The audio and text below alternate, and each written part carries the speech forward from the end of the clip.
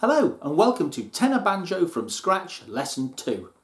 In our first lesson we learnt the chords of C, F and G. In this lesson we're going to put those together to make a 12-bar blues pattern. And we're going to add a few more little variations to make it sound really nice, and we're going to have an extra rhythm to add some more interest to it as well. So first of all, a 12-bar blues. That's really just a chord pattern or a chord progression as we call it. It lasts, unsurprisingly, for 12 bars, and a bar is just a count of 4 when we're playing in 4 time, and that's what we're going to be doing for quite a while. So every time we count to 4, another bar has passed, and in each one of those bars we can have a chord, and maybe we'll change chord every bar, or maybe we'll have a couple of bars of the same chord. Here's a chart for a simple 12-bar blues in C. See if you can play along with me. We're just going to use our simple 1, 2, 3, 4 strum, and we'll stick to the chords that we know, and then we'll start to develop it a little bit. Here we go. 1, 2, 3, 4. C, F,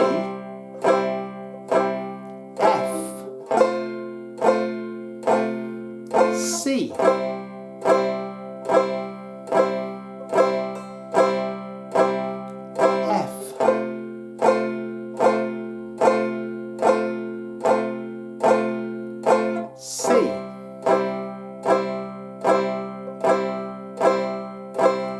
G,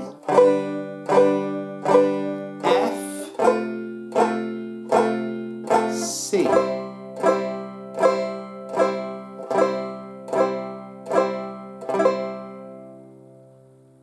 There we go. And that pattern would go around and around, and that's used for playing lots of blues songs, but also rock and roll songs and even some jazz tunes. We can make it sound more interesting than that though, so let's start changing some of those chords a little bit and learn some new chords while we're at it. Take your G chord. Now we're going to turn that into a G7. We take our ring finger and we put it down on the 2nd string, 3rd fret.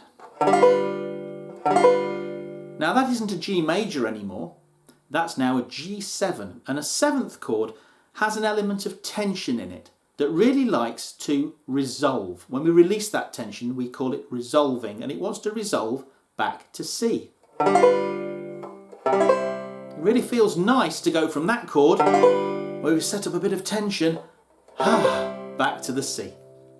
And that's good because adding this tension and release really sort of pulls us through the song and makes it sound more musical than just a bunch of chords all tagged together. Let's learn another 7th chord. Our C we can turn into a C7 by taking the note on the 1st string and lowering it down from the 3rd fret to the 1st fret. Now, unfortunately, we can't do that without re-fingering. So what we're going to do is, instead of playing our C like this, we're going to swap our fingers around so that finger is playing the note that this one was, and this finger can now play the 1st fret of the 1st string. Ooh, now that's got some tension in it, and that one really wants to resolve to F. And we can use that. That's going to be our setup chord to get us to the F. Already our 12-bar blues is starting to sound really quite interesting. Let's try it, and then we'll add a new rhythm as well. Here we go. Here's the new chart. Watch out for those 7ths. We'll go round twice. The first time we go round, we're going to put a G7 in that final bar, because that G7 will make us want to go back to C and do it again. But the second time round, we're not going to go to the G7, because if we do, we can't really stop there. It won't feel satisfying. So we'll stay on the C and then we'll feel like we're at home. Here we go. 1, 2, 3, 4. C, F, C, C7, to the F,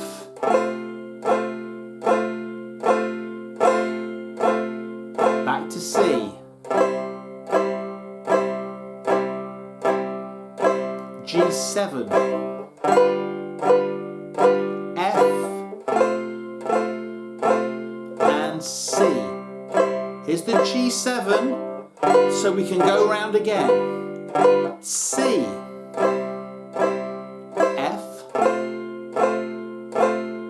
C, C7, F,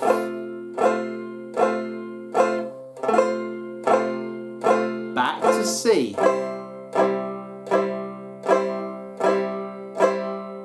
G7, F,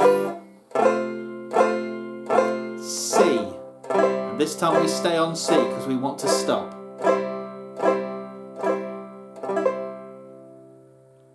That sounds much more interesting already with those extra chords adding that little element of tension and making the pattern want to move on. So finally for this lesson, let's look at this hand and try a new rhythm, and we'll see if we can combine them all together. So mute your strings like we did when we were first learning to strum, and this time we're going to keep our hand moving. That's really crucial that our hand keeps moving. Up until now, we've only been hitting on the downward strum, but our hand is still coming up in order to do the next downward strum. What if we were to catch the strings on the way up as well?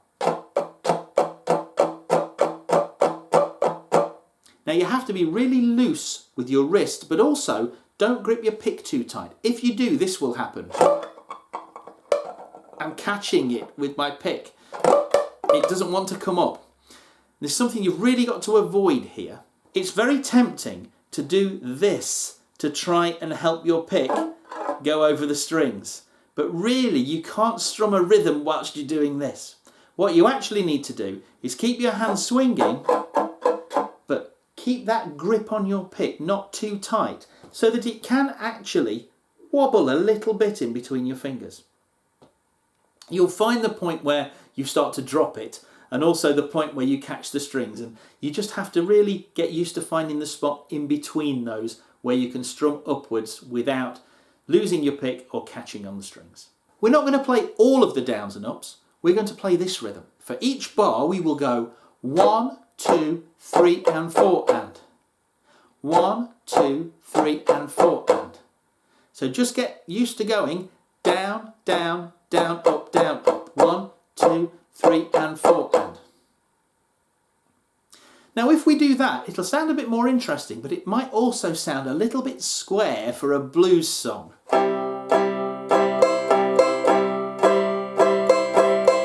So what we're going to do, because a lot of the music we're going to be playing is going to be jazzier, we're going to have a swing rhythm.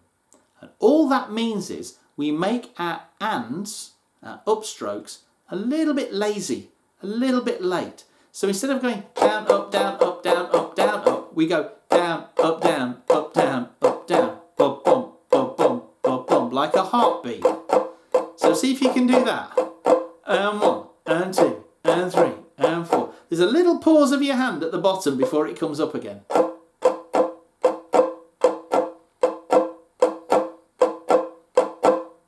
Now let's try and add that laziness, that swing to our rhythm. Down, down, down, up, down, up, down, down, down, up, down, up, down.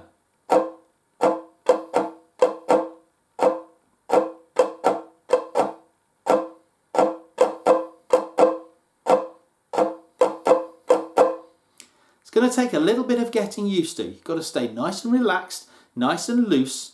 Don't worry too much about counting. Start to learn to feel bum, bum, bum, ba-dum, ba-dum, bum, bum, ba-dum, ba-dum.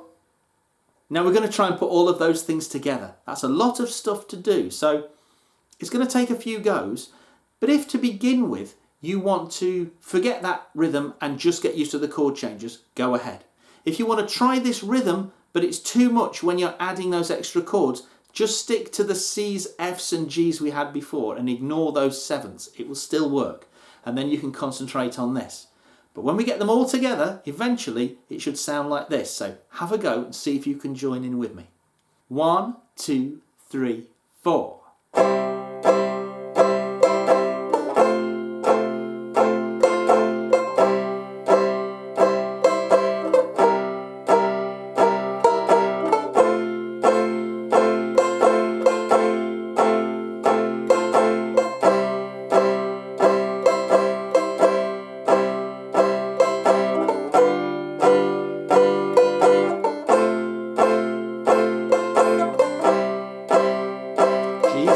to go round again.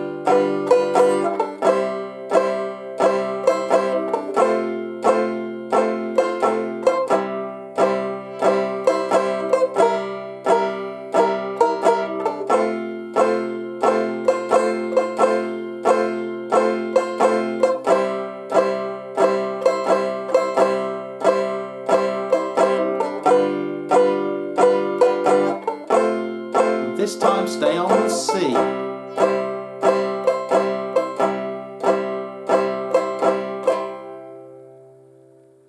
Now that's really starting to sound like music, and there are an awful lot of songs you can play with a 12-bar blues pattern like that. So keep working on it, keep that rhythm nice and steady with a nice loose wrist, and see if you can't get that to sound as close as what I just played. It's going to take a while, but keep persevering, because next week we're going to start looking at breaking out of this first position here and finding loads more chords all over the neck. And hopefully we'll be able to play another 12-bar blues pattern, but using different chord shapes. I hope you've enjoyed this lesson, and I'll see you again soon. Bye.